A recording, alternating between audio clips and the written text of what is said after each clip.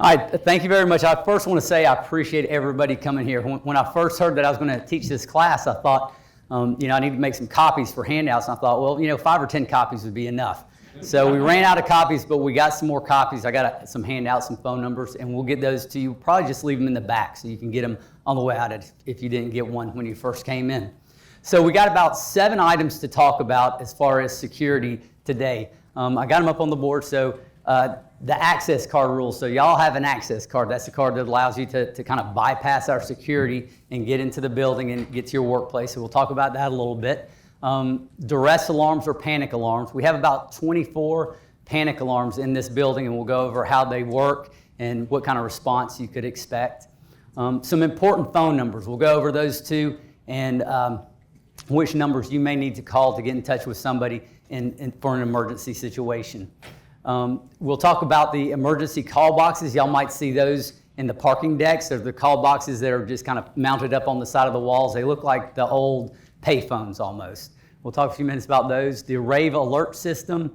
We'll go into active shooter just a little bit. So there's a class that we give solely on an active shooter responding to an active shooter. It's about an hour and 15 minutes long. So this is just what we'll talk about today is just kind of a portion of that, like the need to know stuff. And then we'll also cover rally points.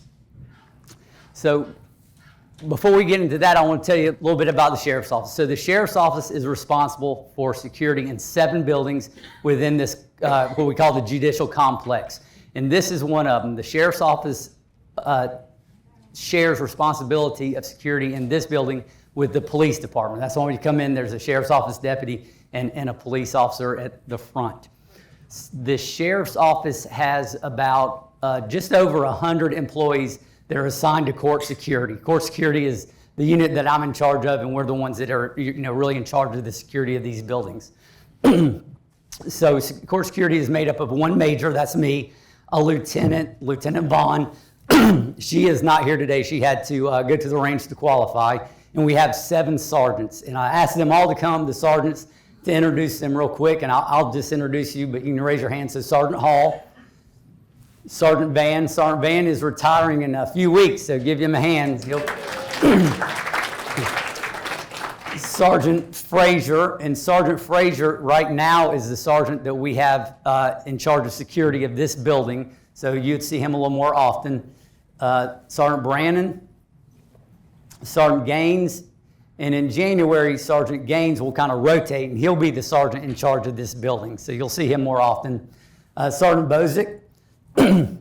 Sergeant Bozick has a Jeep, and when he's driving it, he has a hard time keeping it upright.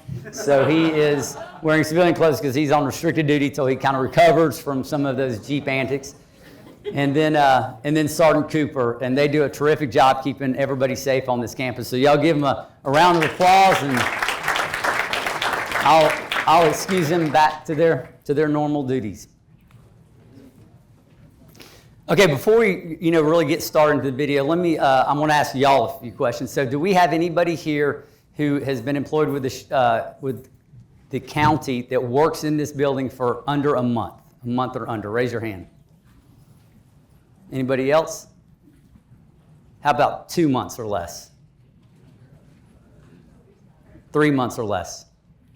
Okay, well, sir, you're the winner. So, what I need you to do is stand up. And we'll give you some encouragement. So this class is really designed for you, right? It is designed for newer employees, but it is a good reminder for everybody, right? So what I need you to do, and you got to talk real loud because there are a lot of people in here. I need you to tell us your name, where you work, what department, how long you've worked here. We know it's less than a month, and then something interesting about yourself. My name's Kenneth Ray. I work in risk management. I'm a new safety specialist. Been here, I think this is my 3rd week here, so I barely cut that 1 month right there. Okay. And the interesting thing about me is I'm a pretty boring guy. And one more thing that I forgot, tell us where you're originally from. If you go far enough back in ancient history, I was born in Chicago, Illinois, but I came down here to Georgia in the 2nd grade, so I have learned how to absolutely destroy the English language all these years. Awesome. Let's get it. All right, so I'll tell you a little bit about myself. I too I'm from Marietta, Georgia. I was born at Kennestone Hospital long time ago when it looked much different than it does today. I graduated from Sprayberry, if anybody, and then from the University of Georgia. We got any Dogs fans in here? Yeah. If you're not, the exit door's right there. Yeah, we'll let you stay.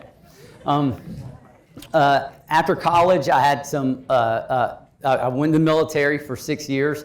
I served in upstate New York at the 10th Mountain Division and then the 82nd Airborne Division at Fort Bragg in North Carolina. After that, I had a few odd jobs. I joined the Sheriff's Office in 2000, so I've been an employee of the Sheriff's Office for 23 years.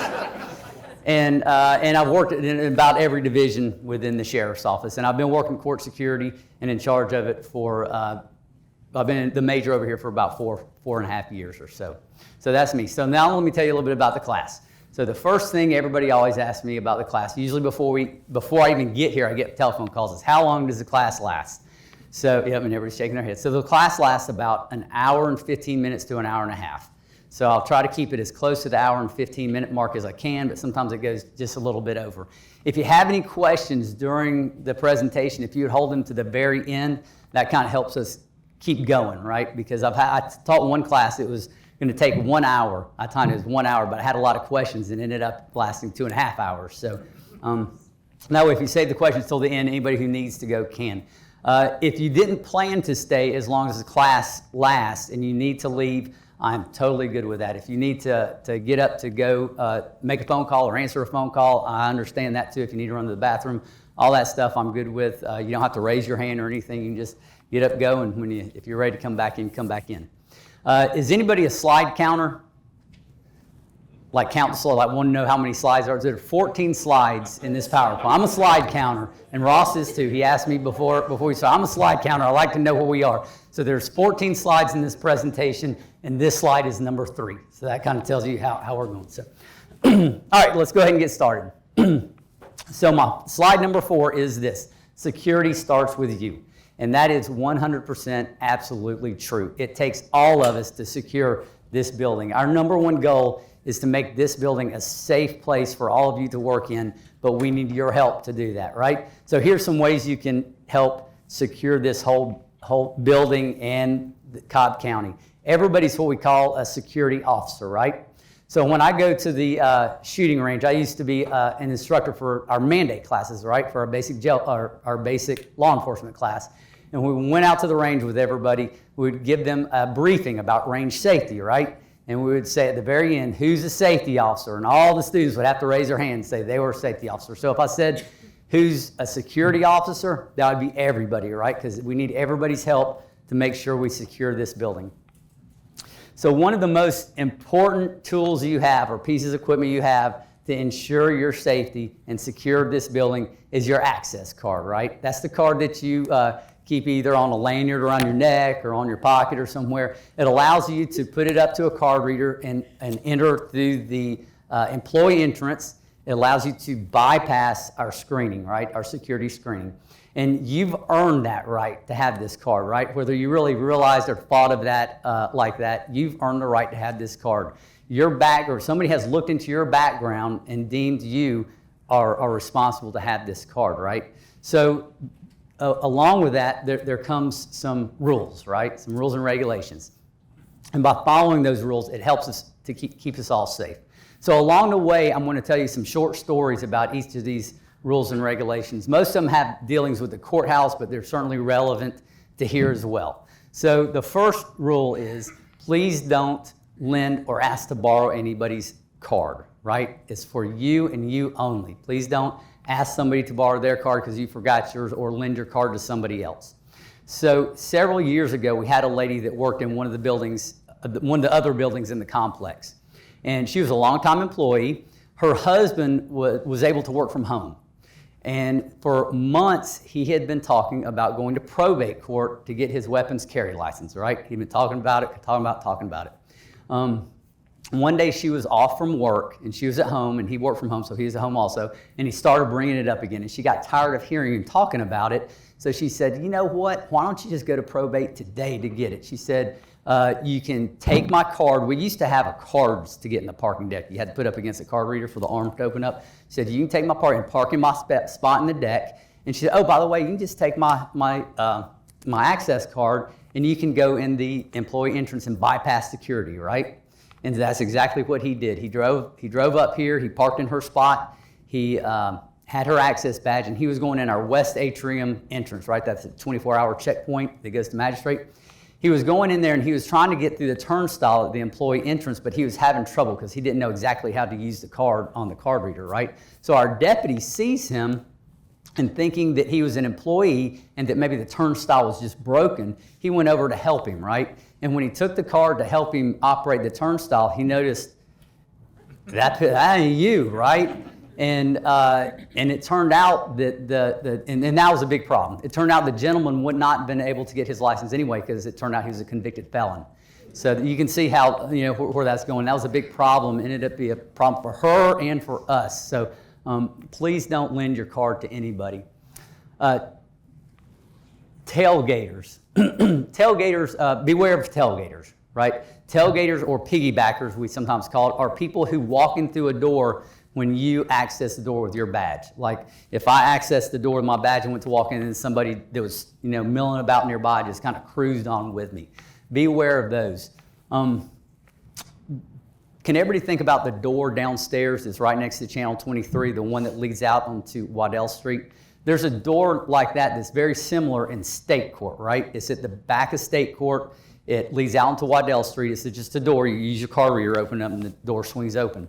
Used to, that's at State Court. Used to, that's how employees could get in through the basement. There's a revolving door now. But back then, when this incident happened, there was only that door. And the setup over there was a little different, so it was a little easier access to get to that door right off the sidewalk, right? So a group of employees that worked in State Court parked in the deck that's attached to this building, and they all kind of got to work at the same time. They walked together to work. They walked across, from here across the street, and one of the employees used her badge to access that door, right? So she used her badge, she opened the door, and the other employees that were kind of with her, that worked with her, started to go through the door. And as she did, a guy that was on the sidewalk jumps off the sidewalk and says, "Let me hold that for you, ma'am." And she says, "Thank you very much." They all walked in, he walked right in behind them, and nobody questioned him. In State Court, you also have to use an access badge to get on the elevator, right? But it only takes like one person's access badge. And all the employees walked on the elevator, and he did too. Nobody questioned him. He ended up in the back hallways where the judges and other employees are. So that could have been very bad. As it turns out, he didn't mean any harm.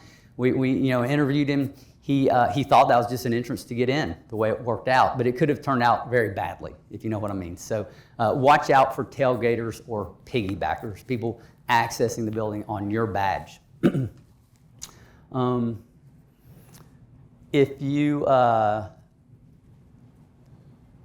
If you forget your badge, so you forget your badge at home, please don't ask and you have to come through our employee entrance, this right here. Please don't ask our checkpoint deputies to just let you come through unscreened, right? If you forget your badge, I don't know how it works over here. In some of the courthouses next door, department heads have some extra badges that they can check out to people that have forgotten their badge at home. But please don't ask our deputies to just kind of let you through, because they can't keep track of who's an employee and who's not, and who's resigned or fired or whatever. Over in Superior Court at our checkpoint, we had a deputy that, and he's retired now, but he worked our checkpoint for several years. He was very friendly. He got to know all the employees over in Superior Court that used the employee entrance, right? I would hear as I was passing that checkpoint, I'd hear him call employees by their first name, and they'd call him by his first name. He would talk about trips that them and their kids were going. He knew all the employees over there, right? Well, one day an employee came in and he said to the deputy, "I don't have my badge. Do you mind if I just come on through?" And our deputy said, "Yeah, come on. Yeah, I know you." He sees every day they're on friendly terms, right? "Yeah, come on through." Waves him through. What he didn't know was that employee had been terminated the day before, right? And again, that employee didn't mean any harm by it. He was embarrassed, I think, to go through the screening process. and he had to come back because I think he'd forgotten some items behind.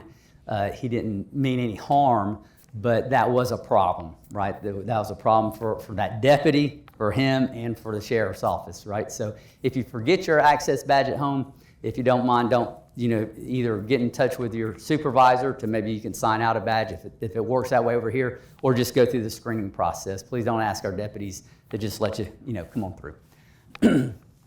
If you lose your badge, notify Katie Kane. Is Katie Kane in here?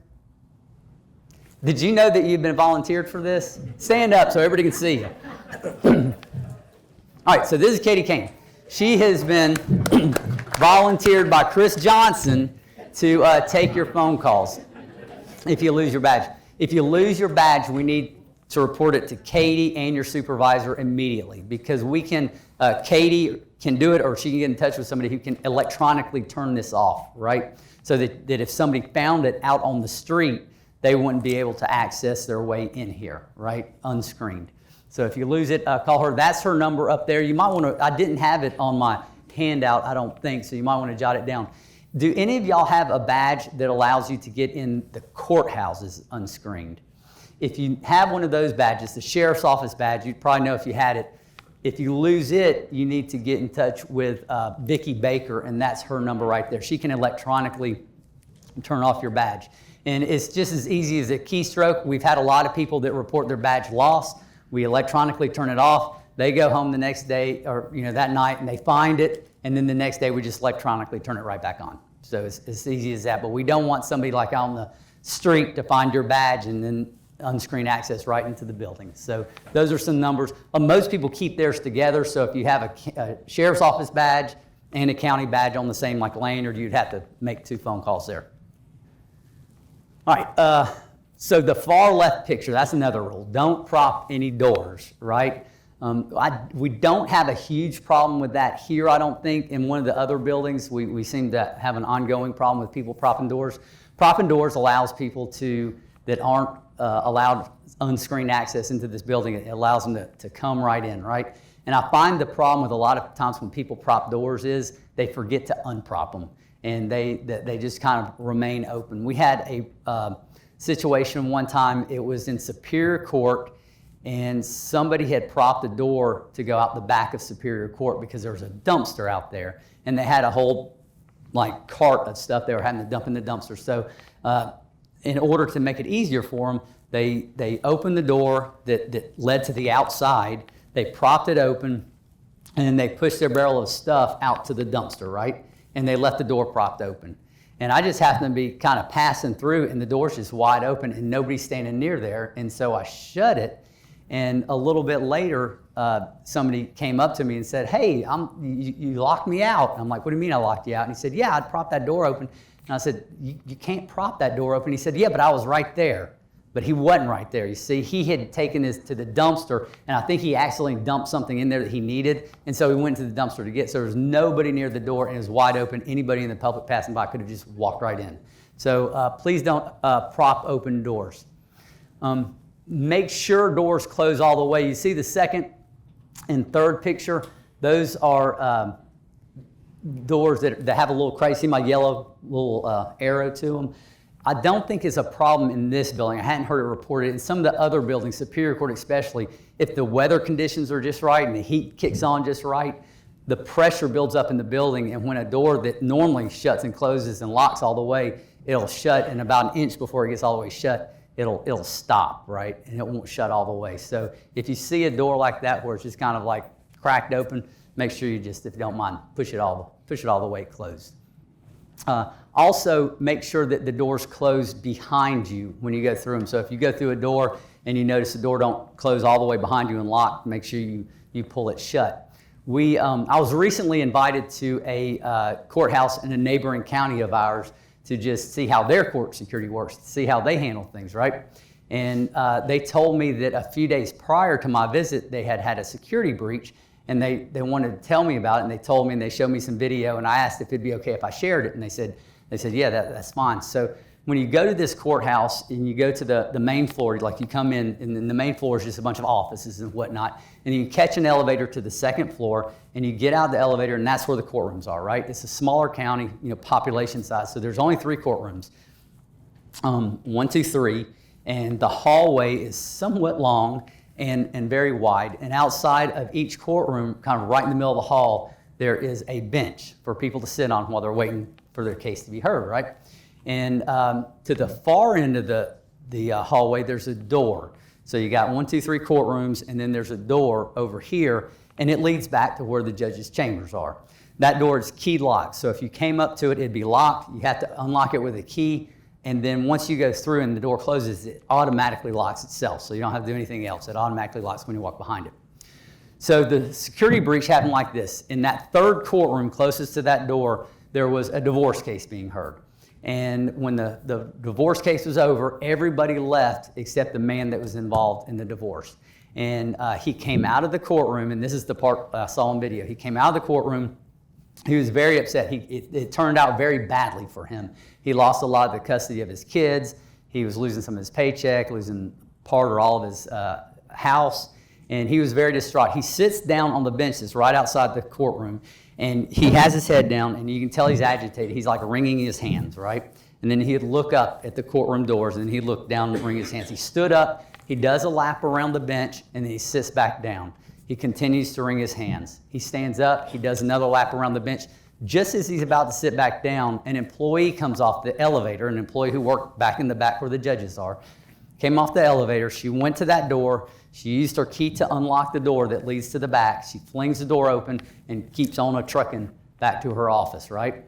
The second she opened that door, the guy's head snapped to the right and looked at that door, the guy that's sitting on the bench. He looks at it. And she goes through the door, and the door is closing. He's continuing to look at it. The door's closing. And when it's almost shut, he jumps up and he grabs it.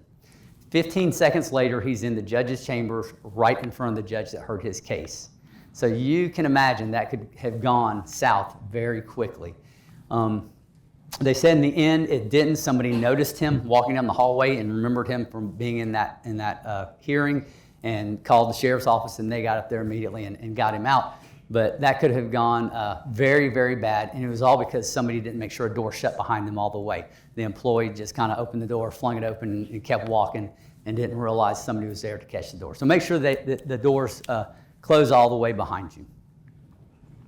So this is another security, and I wouldn't say concern, but it definitely could be a concern. So this, if you look at it, this is taken downstairs, right? It's from the inside of the building looking kind of out. So the first picture on the left, if you'd go through the open door, the fitness center is right there on the left, and if you just kept going straight, you'd be heading out to the deck.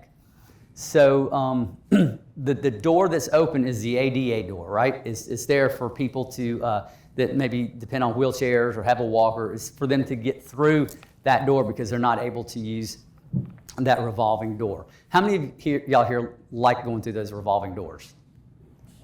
Only one person. Oh, Chris Johnson does. Nobody else does. I can tell you when that revolving door first went in, my phone rang off the hook about people with complaints about the revolving door. I don't like it either, but security-wise, it helps us out because we don't have to have somebody standing down there checking everybody's ID that goes through the door, right? We have the ADA door on the side for people who may need additional assistance to get out. There's probably very few of y'all in here that actually have access to that door, where if you put your badge, it would open.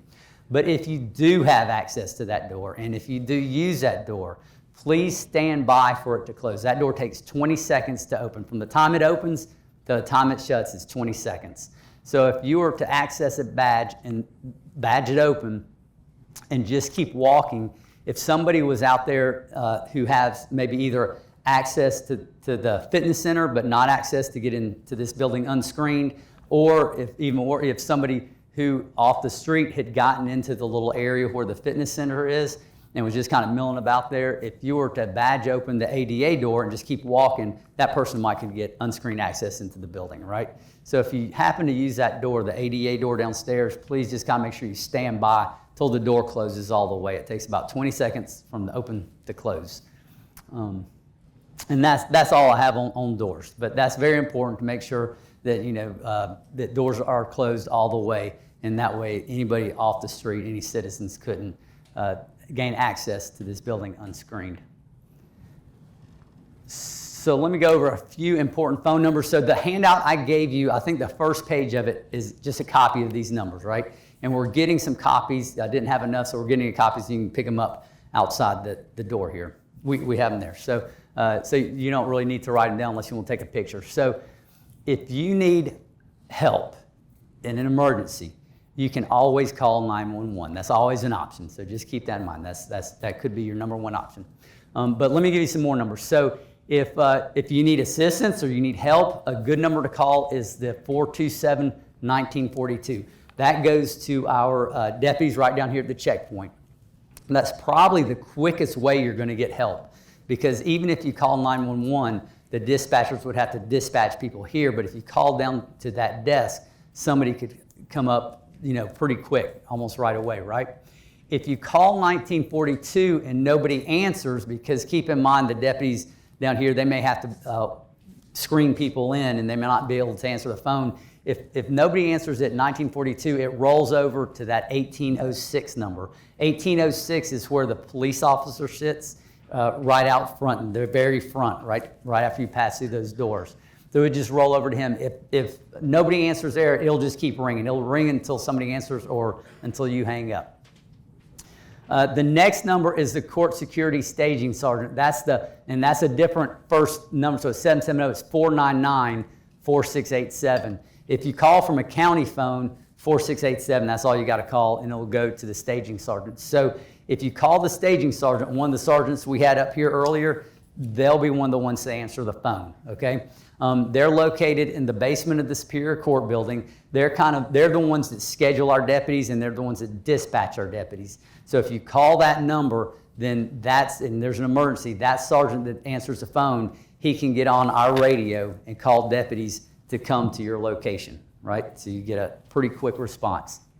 The limitation of that number is the staging sergeant sometimes has to leave his desk. It's right next to where we keep the inmates, so they may have to go deal with inmates, help load, help unload the inmates. So there's a possibility that phone didn't get answered. If nobody answers at 4687, the phone number will roll over to the next number, which is 4700. 4700 is our 24-hour checkpoint. So it's like what we call the West Atrium checkpoint. It's where you would come in if you were going to magistrate or probate. It's the one that stays open 24 hours a day. And it would roll over to that number, and you could get assistance from them too. They can also access their radio to tell that we need some deputies heading your way. That number doesn't roll over at 4700. It'll just keep ringing until you hang up or until somebody answers. Sometimes our deputies are busy screening people in, and they're not able to answer the phone. So just kind of keep that in mind. That's a limitation, that phone number. The sheriff's office front desk, the number of that is 4639. That's the number on the first floor of the public safety building. So if you go to the public safety building on the first floor, there's a window for the sheriff's office. That's what we call the desk sergeant. That is open 24 hours a day. There's usually a sergeant there in like the late night. A lot of times that sergeant goes out like from midnight to 4 in the morning. He might be doing some patrols, but there are other civilians that can answer that number and call the sergeant if need be. And that number as well, it'll just kind of keep ringing until somebody picks it up. I've never called that number and just had nobody answer. Somebody always picks it up, and if you ask for the sergeant, they usually can get them pretty quickly. So those are the numbers. So for example, if you were working on during a normal business day and you needed some assistance pretty quickly, probably the best number to call would be 1942, which would get you to our deputies right outside the door here, right? If it is a weekend or a holiday or any day the county's not open, we won't have a checkpoint deputy. So your best bet then would be to, and if it's a huge emergency, you can call 911 or call the sheriff's office desk sergeant at 4639. So those are kind of different numbers you might want to know depending on when you're here. So another way you can get emergency help is through one of these panic alarms. We have about 24 of these throughout the building. We've identified probably 4 or 5 other places we'd like to put some panic buttons, and we're in the process of getting quotes for those.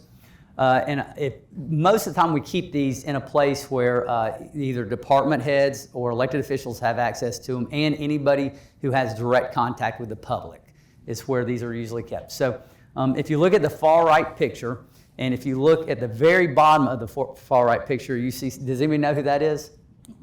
Yes. That's our civilian worker that works out right out front here. His name is CJS Wright. So he took a lot of these pictures for me, and he got himself in one of them. I said, well, I'll let you make a cameo in my presentation. So there he is. You can tell him you saw him. But that's a address button, and you see it has 2 buttons on it. So if you have one of these at your desk, the way this works is you got to use 2 fingers, kind of a 2-finger deal. You got to press both of those buttons at the same time and hold them. You got to hold them for about, I tell everybody 3 to 5 seconds, but really about 1.5 seconds, the alarm is activated after you hold them down for about 1.5 seconds. But just to make sure, hold it for 3 to 5 seconds. Once you hold it for 3 to 5 seconds, if you look at the second picture, there's a red light. That light starts flashing. Once you've activated it, that light starts flashing. And I'll get back to that in just a second. There is only one of the duress alarms or panic alarms like you see in picture 3, and that's down at channel 23. And that's just a kind of push and hold kind of deal. And once you activate one of those, so the alarm system in this building is similar to what you might have in your home. So it's monitored by a monitoring company. So if you activate one of these panic alarms, Cliff Security gets a message that you have activated. They will notify dispatch, 911 emergency dispatch. And dispatch will notify the Marietta Police Department and the Cobb Sheriff's Office. And then we'll come. So you may get a Marietta Police Department officer coming, as well as Sheriff's Office and possibly Cobb PD. A lot of times the guys on the road, they monitor other radio traffic, so any officer in the area can start heading your way. If you do activate one of those or call 911, and it's safe to do so, we ask that you also call us at the number that I have on that little form. It's 4687 or 1942, right? So if you activate one of those, 1942 actually would be the best number to call. 1942 is the officers that sit right outside the door here. And you need to give them some information. So if it's safe to do so, you've activated your panic alarm, call 1942, and you get one of our officers pick up. The information they need to know is who you are and where you're calling from, state the problem, and state the offender, like what he or she's wearing, anything about the person that's causing the problem that might make them easy to identify, right? So if it's somebody wearing a football jersey, number 5, that makes it real easy to identify them, right? All camouflage clothing, anything that would help us pick that person out, because it's much easier if they leave for us to catch them before they get out of the building than for them to be on their way and then we have to kind of go back and try to figure out who they are and hunt them down. Describe any weapons they may have and note the offender's direction of travel in case they get out of the building. We can kind of go hunt for them. So the important thing about making that phone call is this.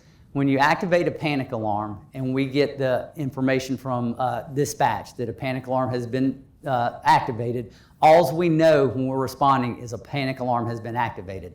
So we don't know if the person that activated it was just kind of testing it out and hit both the buttons and don't really need anybody's assistance, or if somebody's up there with a knife or a gun or threatening. We don't know. We're just responding, right? So that phone call helps us find out what exactly is going on, because once a sheriff's office deputy knows what's going on, he can put that information out on the radio and all of our deputies get it. So I gave this class a couple of years ago, and one of the persons in the class was somebody who was in Fulton County when Brian Nichols went on his shooting spree. Do you remember that? They were there. And they told me this story. They were involved in the aftermath and involved in the investigation. And they said that the way they had it set up, she explained to me, was somewhat similar to what we have over in our courthouse, where that bridge kind of goes over and connects to two buildings. And she said that one of the officers, one of the deputies, was responding that I guess a duress alarm had been set off. And he was responding to the call. Another man was coming toward him. The deputy stops and asks the man, hey, what's going on? And the man says, I don't know, but it's that way. You better go check it out. And she said it turned out to be Brian Nichols, right? He passed him because he didn't know what he was responding to. And that's just like us. We don't know what we're responding to. So if you call, one of those numbers after you've activated an alarm, it helps us to start identifying people before we get to your location. I responded to a duress alarm in juvenile court one day, and it was just like their system over there is different than over here, but in the end, it kind of works the same. Somebody in juvenile court has activated one of their duress alarms. It came back to us, and the announcement over the radio was duress alarm activated in courtroom J2, juvenile court. Run up there. I get there, and I said, what's going on? And they tell me what's going on. I said, what did the person look like? They told me, and I said, I just passed that person on the way up here. I just didn't know it was them, right? Because I didn't have that information. So if you're able to call, that helps us a whole lot if you activate one of those panic buttons or duress alarms, if you have access to one. Does anybody ever see these in the parking decks? Have you ever checked it out? So these are emergency call boxes, right? To me, they kind of look similar to like an old payphone or something. These are in all the parking decks in this complex, all three of them. Depending on where you're standing in the deck, you can see one or three of them. So some places I stand, I could count three of them, and some places I'd only see one of them. It's important, though, that you know where these are and location to where you park. So as you make your way back out to your car this afternoon, if you park in the deck or in the morning on your way in, kind of glance to see where these things are in case you need one in an emergency, right? They all have a blue light on top of them, which makes them very easy to see. Does anybody remember Jack's Deli that used to be off the square, right?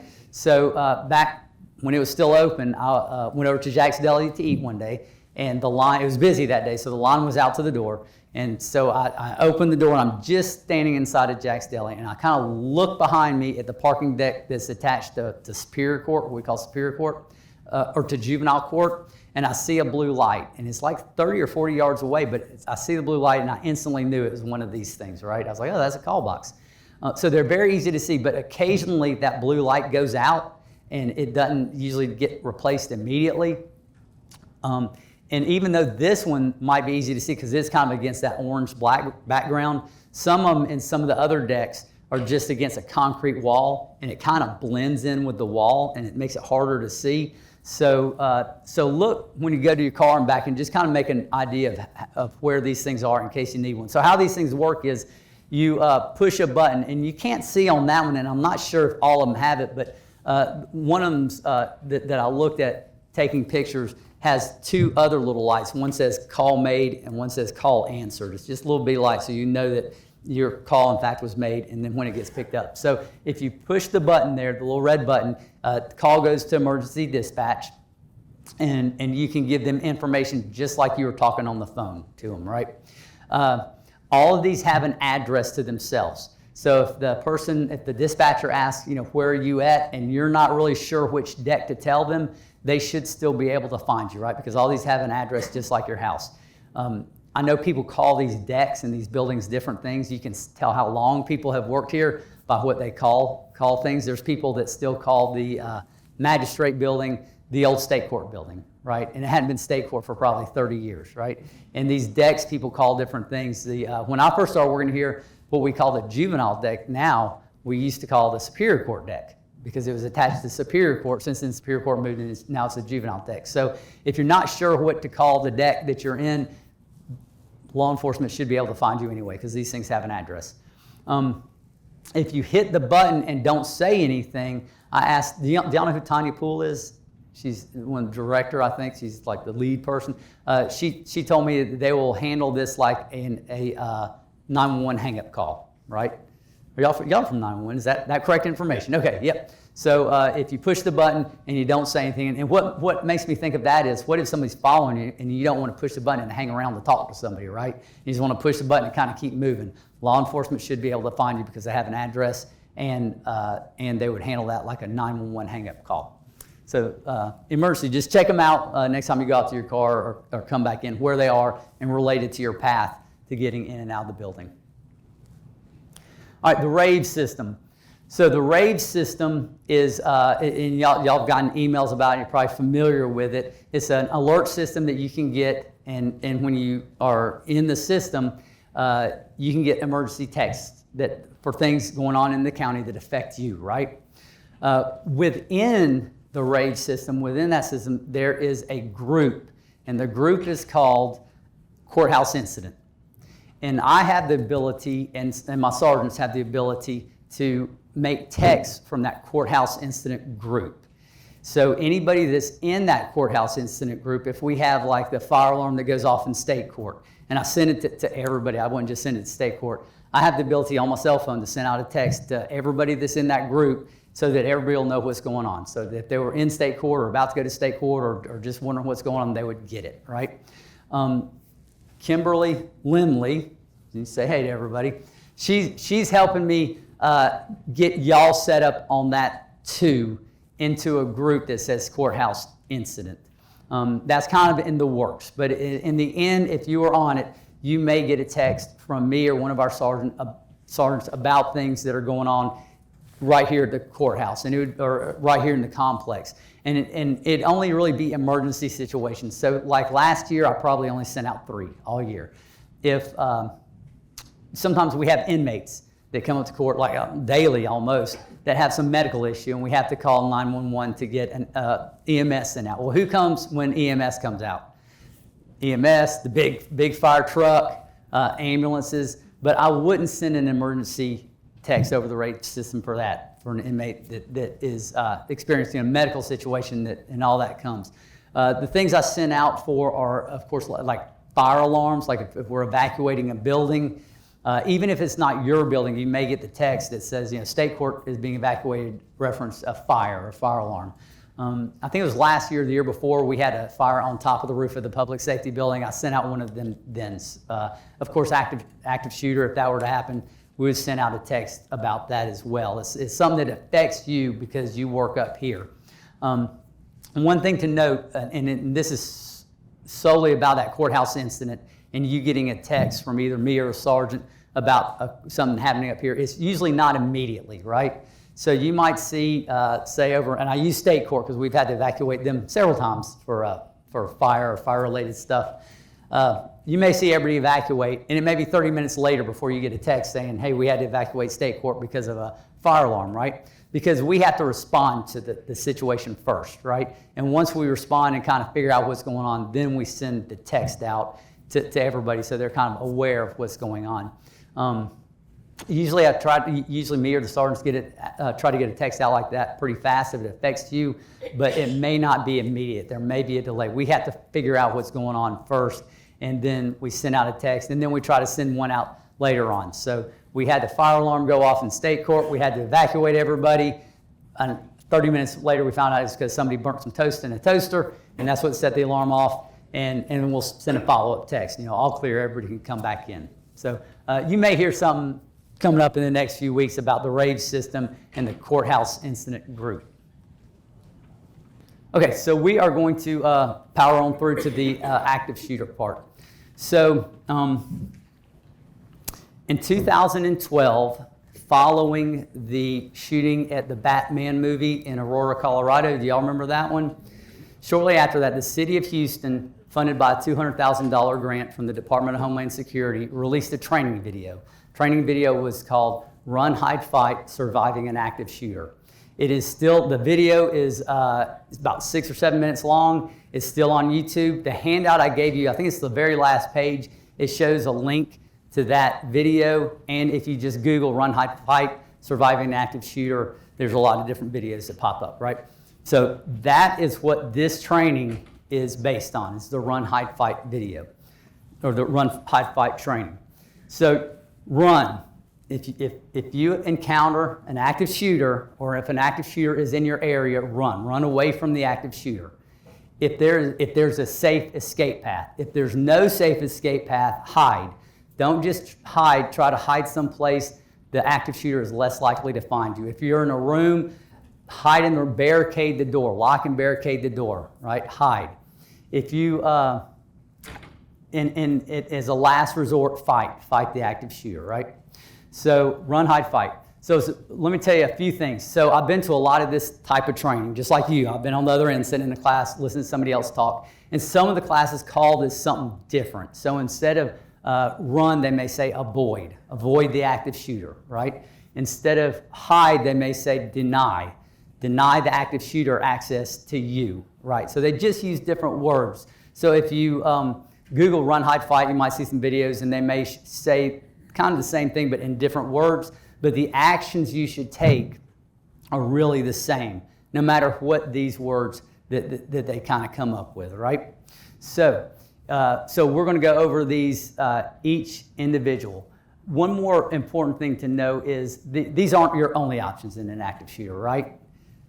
You could play dead, correct? Play dead. Some people have survived an active shooter situation by playing dead. Do y'all remember the shooting at the Emmanuel AME Church in Charleston, South Carolina? Nine people were murdered. A lady named Felicia Sanders was one of the ones in it was a little Bible study group. One of the people that were there opened fire on the rest of them. A lady named Felicia Sanders, her and her 5-year-old daughter, they survived by playing dead. But we don't teach it because playing dead is risky. It's a risky option because some of these active shooters are so mad, so aggravated that they start shooting into the bodies of people they've already killed. So the options we teach are the ones that are more proven for you to survive, right? So before we get started with that, how might you know an active shooter is in your area? You hear gunshots, right? What else? People running, people screaming. So I think it was last year. I get, all the months seem to run together. So I think it was last year. I was off work one day, and my wife was off work the same day, and I was heading out the door, and she said, "Hey, I'm going to go grocery shopping in a little bit. Do you need anything?" I said, "No, I don't think so." So I keep going. I was going up to the Kennestone Hospital to visit somebody in the hospital, right? And as I was going up there, I got a text from somebody here at work. So I stopped to return the text. And as I'm returning the text, I get a call from my wife, which I thought was unusual because I just left the house. And so but I needed to get this text, so I just avoided answering the call, right? And I keep sending it, and then she calls back again. Leave me alone. So I finished sending my text, right? And then I'm like, well, let me call her back. So I call her back, and what she says to me is, "Hey, I'm at Walmart. I'm safe. I'm hiding in the woods with everybody else." And I was like, "What are you talking?" She says, "There's an active shooter." And I was like, "What?" As it turned out, it was not an active shooter. Y'all may remember it. It was a murder. It was a shooting outside the Walmart, but at the time they did not know that. They handled it like it was an active shooter.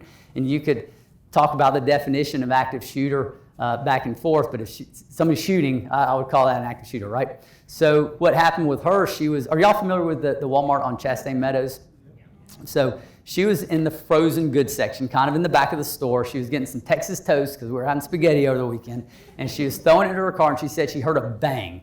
And when we first heard, somebody had shot, she thought it was she heard a shot, but it turns out it was probably just something that tipped over.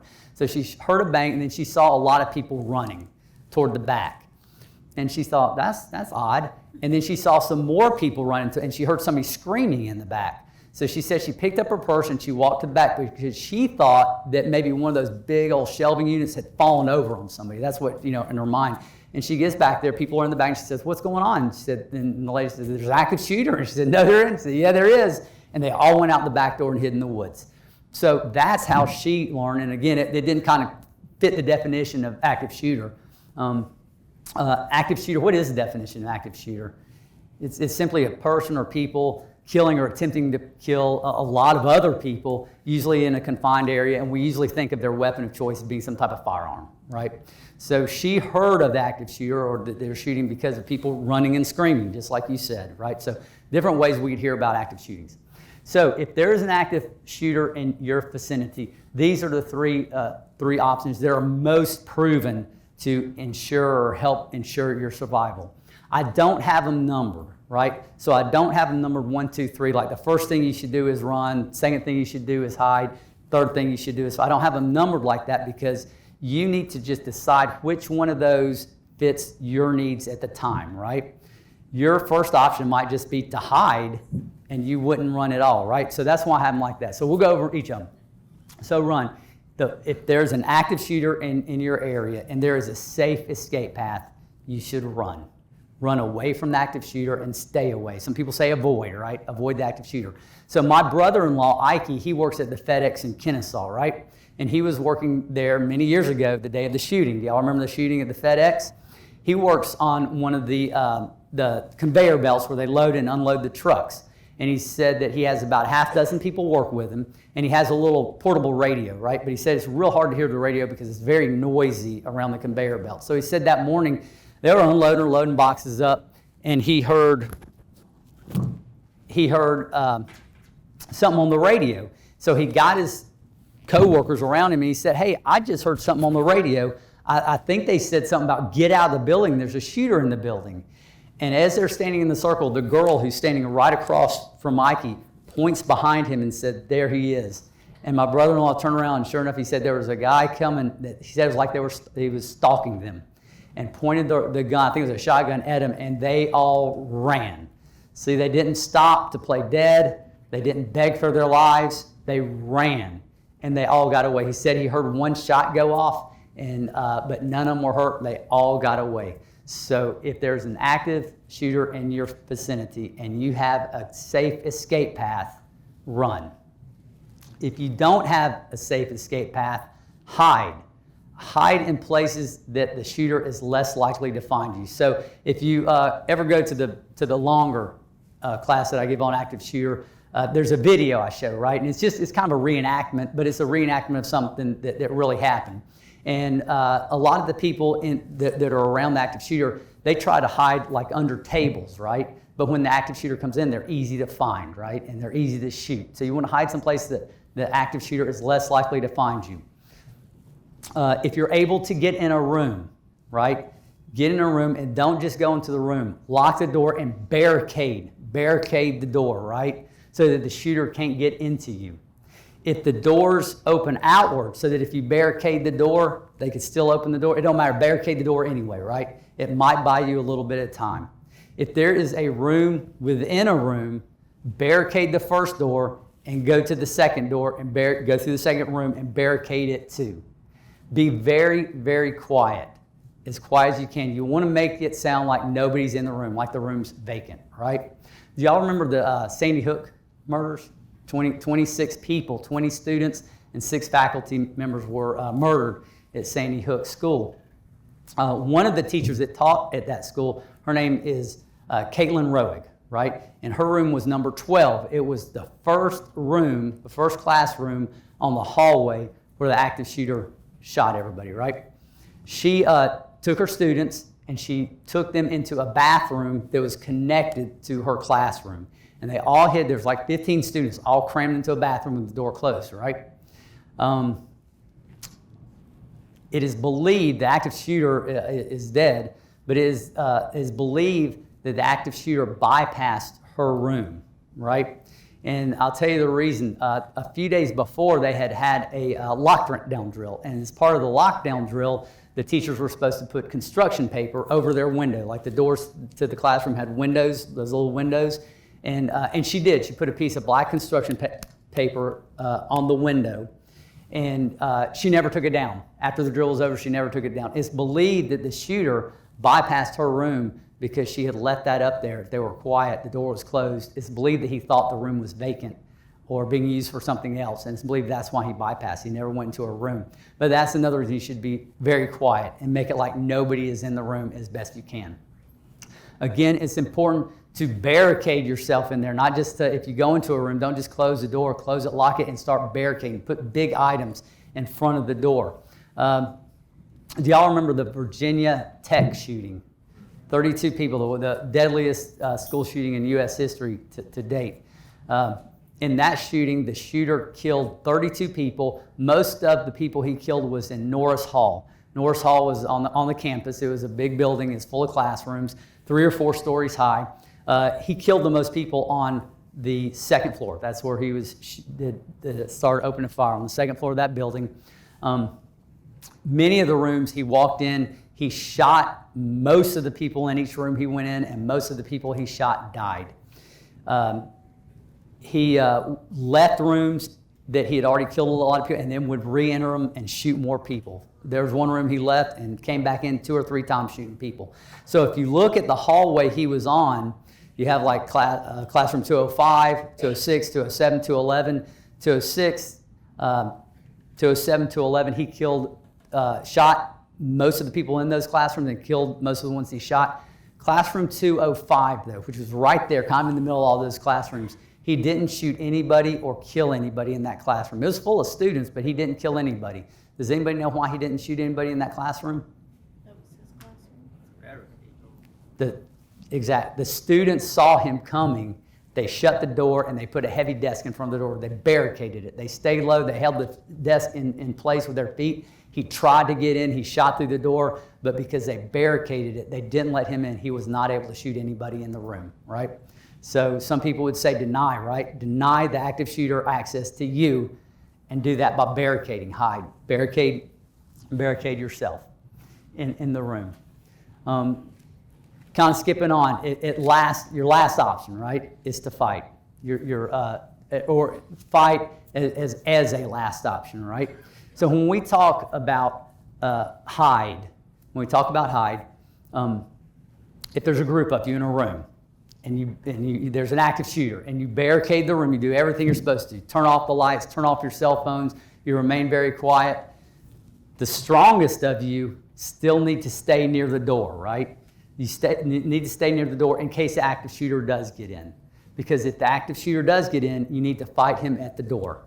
So if y'all were all in this room and there was an active shooter and you closed and barricaded all the doors, but everybody just kind of hid, if he got through the door, he could just start searching you out, right? And you can't let that happen.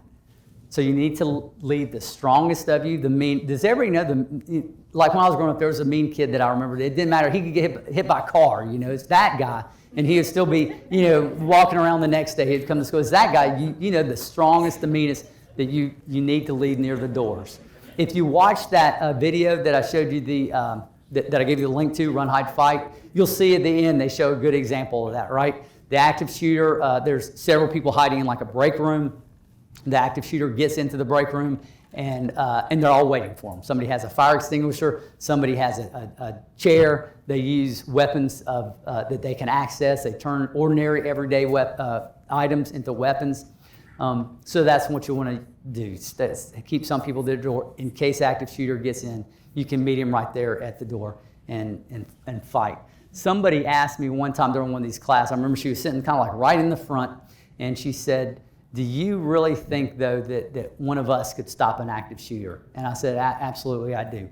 The FBI did a study of 163 active shootings that occurred from the year 2000 to 2013. They discovered that 13% of those shootings were stopped by unarmed civilians. So I told her, yeah, I do believe that you could stop an active shooter. So just keep that in mind. That should be your last kind of option, is to fight, but that is one option to you, right? The next thing I want to tell you to wrap this part up, and then we'll start talking about how you can start preparing for an active shooter today, right? I'll give you some things. You may have to use more than one of these, right? You may have to use more than one of these techniques. And I'll give you an example. There was a shooting in Cascade Mall in Burlington, Washington. This is, I think, in 2016. 19-year-old with a 10/22 rifle walked into the Macy's at the mall. He walked right up to a 16-year-old girl. She was a sophomore in high school. She was a cancer survivor, and he shot her dead right there, right? He turned around and he started chasing a 61-year-old man through the mall in an attempt to shoot him, which he did. He shot and killed him too. As he was chasing the man, two other school-aged girls were going through the racks of clothes, looking for clothes, and they saw what had happened, right? And they saw the active shooter was chasing this man, and he went right past them. And they ducked down behind the clothes as he's running. It's on video. You can watch it, Cascade Mall shooting. As he was chasing this man, he went right past them. But they ducked down behind the clothes. They hid, right? They ducked down behind the clothes. It wasn't ideal. We tell you to hide behind large items that can stop a bullet, but that's all they had at the time. They ducked down behind the clothes. As soon as he ran past them, they ran the other way, right? So they used two of those options. They hid first, and then as soon as he was gone, they shot out the door to safety.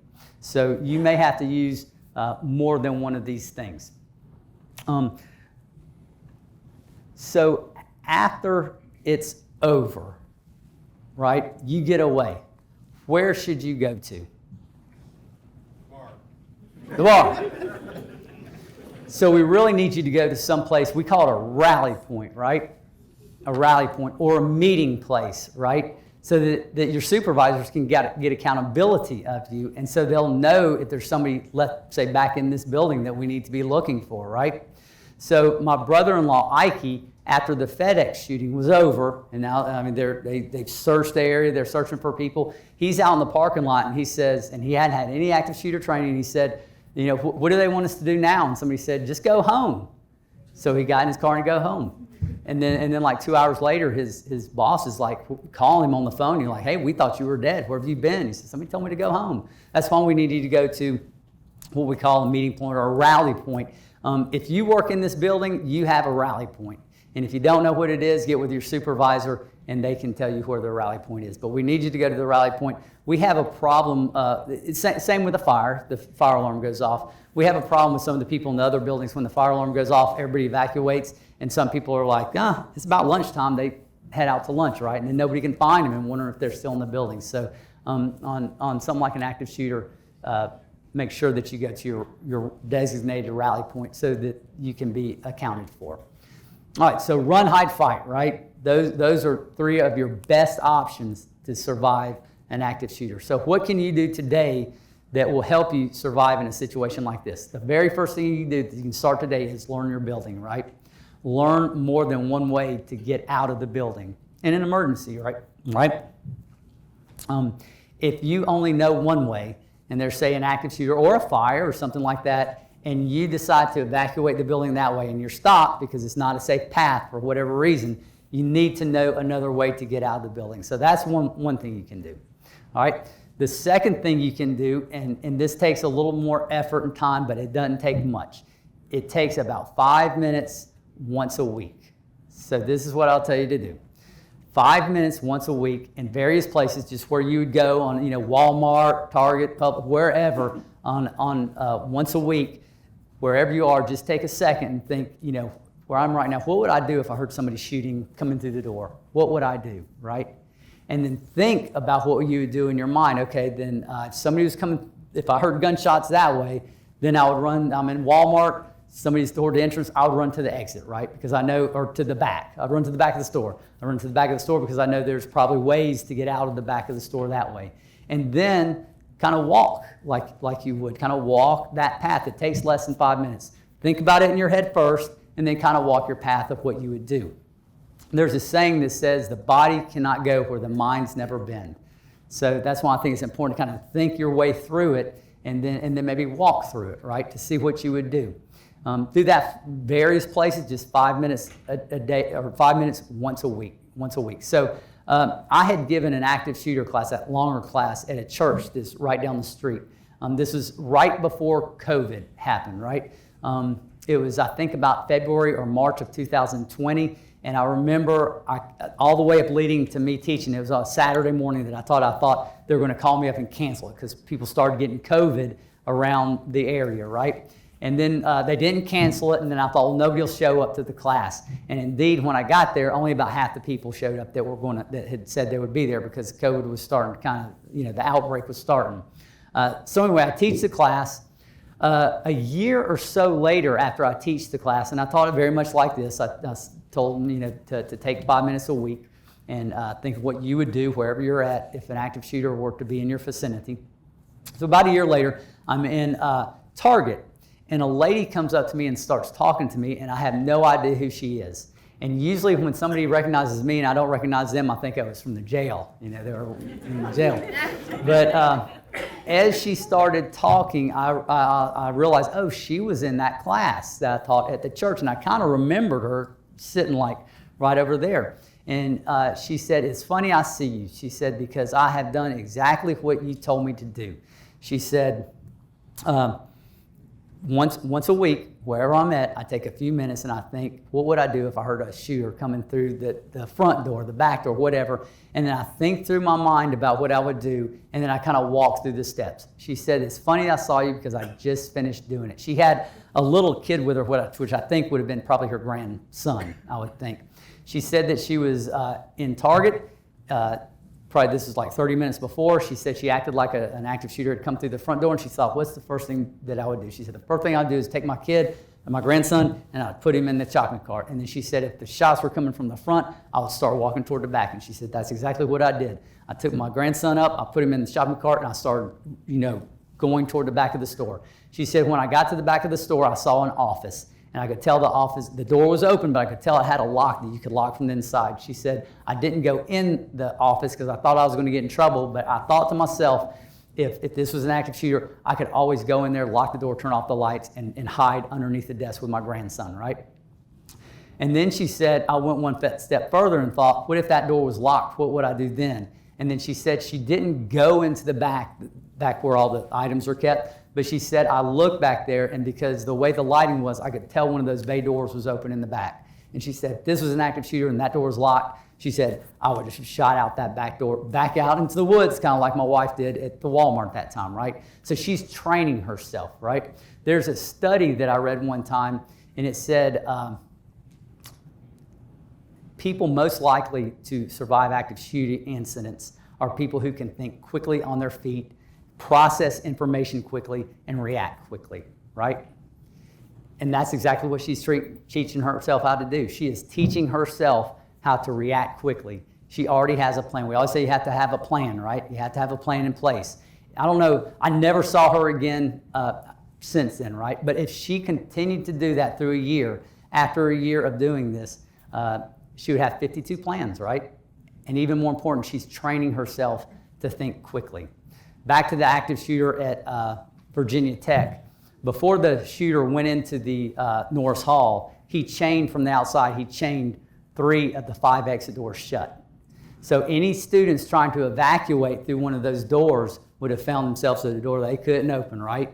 So they'd have to change their plan quickly, right? They would have to think on their feet and process information quickly. What do I do next in order to ensure their survival, right?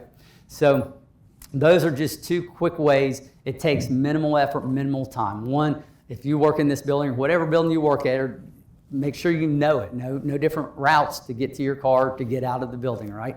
And 2, if you take just 5 minutes once a week at random spots where you are, just think if a shooter were to come through that door, or I hear gunshots, what would I do? Think about in your mind what you would do, and then kind of walk those steps. If you do that for a year, not only you'll have 52 plans of action, right, from places that you go to often, right, but more importantly, you're teaching yourself how to think quickly and to process information quickly and to think on your feet. Those people sometimes, it's believed by some studies that they have a greater chance of surviving active shooters than those that don't. So that brings us to the end. Does anybody have any questions? And we're 12:13, so we're well within our time frame. I've got one thing about the rally point, just because I'm a thinker. Yes. But, with the safety of rally points, like let's say it is like the FedEx thing where it's a disgruntled worker or something. Would it still be safe to meet up in a grouped area like that, or should we disperse until it's how do we know that it's over? You know what I mean? To get to the rally point. Yes. So when we talk about rally points, a lot of times people will, it's a lockdown situation, right? So the first people get out, everybody else is locked down. And that's a good question. In fact, I've had that question in some other classes. How do you know it's okay to leave and go to my rally point? So one is that law enforcement will come and get you. If you're locked down, law enforcement is going to come and get you. And in my kind of longer class, one of the things we say, if we do come and get you, plan to be treated like you are the shooter until we determine otherwise, right? And that's a good point, and that's actually a slide in the longer version. If you come to the longer version, you'll see it. So do y'all remember seeing video from Columbine? And do you remember the kids coming out of the school? What were they doing when they were coming out of the school? They had their hands on their heads, right? They were being treated as if they were the shooter until proven otherwise, right? So you're right, it is something to think about, but if you're locked down, then we'll kind of take control and get you to your rally point. The most important thing is if you say you do have to run in the opposite direction and you don't want to come back to your rally point, the important thing is you contact somebody who can spread that word that you're okay. So we're not coming back looking for you when you're all okay already. Good question. Question is, it's public and employee are not allowed to bring guns in this building, right? Correct. Yep. Yeah. Even though you have the privilege of unscreened access, you still can't bring any items that are weapons. Correct. Mm-hmm.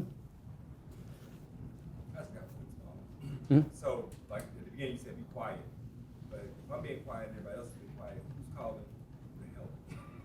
Yeah, so that's a good question. And it's kind of be as quiet as you can, right? As quiet as you can. If you're barricading the door, there's going to be some noise made. I always think of it as you try to get everything barricaded. If somebody's calling 911, they're being very, very quiet about it. Also remember, you can text 911. So our 911 accepts text, so you can actually text. Yeah, that's a good point. And again, the longer version, we go over that, but you can text 911 to tell them where you are. In fact, we teach that as part of our fire drill class. If you're trapped in a building or in a fire, you can text 911 because it's so loud, it'd be hard to hear on the phone. So, yep, you text 911 in Cobb County. Can there be some kind of knowledge transfer? Like if something happens in this building, what would be the good places to hide or go so that we all are on the same page? I can barely, Chris. Finding places, like known places to hide in this building. And I think it leads to your point about, hey, taking that time when you're walking through to identify spots that you can hide. Yes. Oh, okay. So the question is, where could you hide, right? And that's a good point. That's one of the things you can start doing today to plan for an active shooter. Look for places within the building, within your workspace that you could hide that would be, less likely for somebody to hide you, less obvious. One of the things we also teach is think of avenues that you don't normally take to escape, right? We call it like unconventional routes of escape. During the shooting at Virginia Tech, most of the shooting was done on the second floor of that room. The students were jumping out windows from the second floor, right? That's a place they not normally would jump from, right? That's not normally how they would leave the class. There was a shooting, this was a long time ago, a shooting at a Luby's restaurant in Texas. Anybody remember that? Luby's, it's kind of like the Piccadilly or something. A man crashed his Ford Ranger truck through the front windows. It was National Bosses Day. I always think when I hear National Bosses Day about the Luby shooting. It was National Bosses Day. He crashed his truck through the windows. He got out and started shooting. One of the men in the back of the restaurant started taking a chair and bashing out a window to the side of the restaurant and was finally able to bash out the window, and a lot of people escaped. Unconventional avenues of escape. So when you're thinking about where to hide, think of unconventional avenues of escape as well. So if it's an active shooter situation and you're in a barricaded room in another barricaded room and you're waiting for law enforcement to come and get you and there's no window so you can't see out. How do you know when law enforcement is there? I mean, just because somebody says they're law enforcement, I mean, you don't, is it going to be everybody hollering out, hey, law enforcement, let us in? Or? That's a good question. So, and I'm going to answer in just a second.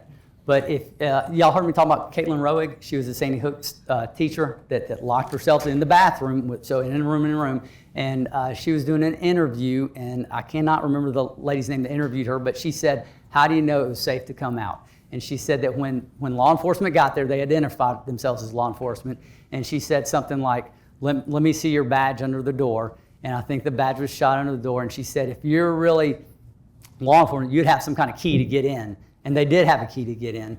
And another method, which she doesn't mention, and you can see her interview. If you've never seen it before, it's a really good interview. Her name's Caitlin Roig, and it was Sandy Hook shooting. And if you watch that, you can see her interview. Another way is you could always call 911 because 911, the dispatchers, they can get in touch with the law enforcement that's standing at that door, and they can tell you, yeah, it's safe. When I used to go on warrant pulls at night and be knocking on somebody's door, a lot of people would call 911 and ask, is there an officer at my front door? And so, you could use the same method. Good question. When is it safe to come out, right? Are these phone numbers around? Because I'm not going to carry this around with me. Okay, so that's a good question. So, do any of y'all know Jesse Evans? Y'all remember him? He used to be a prosecutor over here. Now he's up in Ackworth, right? He's a chief police. So he came to one of my classes and he raised his hand. He made this statement. He said he saves all those numbers in his phone, and he says he saves them under ZZZ Sheriff's Office, right? And the reason he does that, he said, if I need it quickly and I open my phone to the Rolodex, I don't have to like scroll to find sheriff. He goes, I just scroll all the way down to the bottom, and there's ZZZ Sheriff's Office, and I can hit the number to call them. So that's the easiest way, is just to call it, to save them in your phone. Mm-hmm.